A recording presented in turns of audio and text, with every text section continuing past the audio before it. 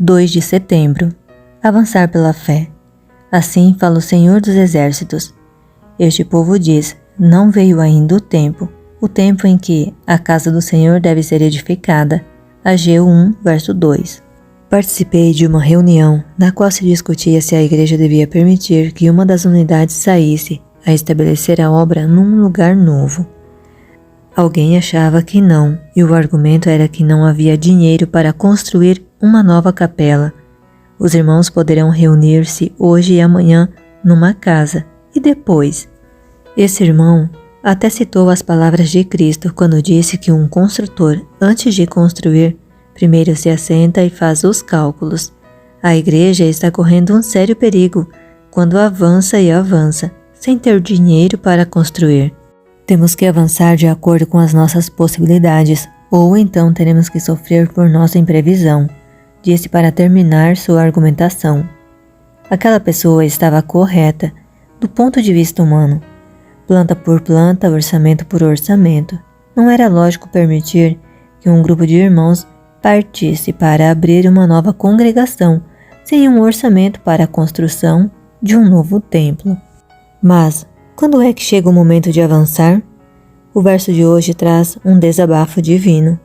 Este povo diz: não veio ainda o tempo de edificar a casa do Senhor. Para ser fiéis à interpretação do texto, é bom saber que o Senhor está dizendo isto no tempo do profeta Ageu, porque o povo, sob a desculpa de que ainda não se tinha cumprido a profecia dos 70 anos de Jeremias, pensava que não tinha chegado o tempo para edificar o templo.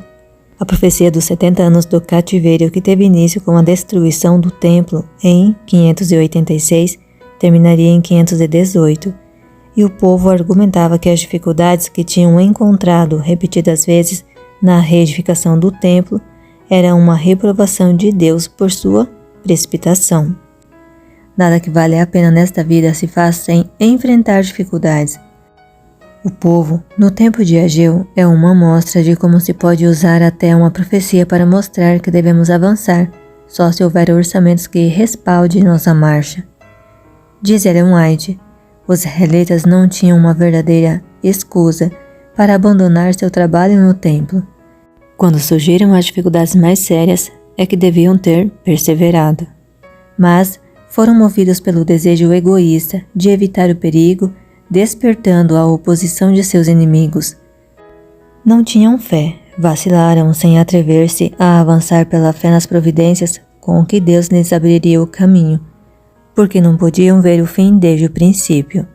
Quando surgiram dificuldades, facilmente abandonaram a obra.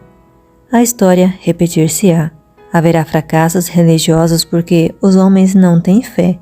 Quando olham as coisas que se veem, aparecem possibilidades.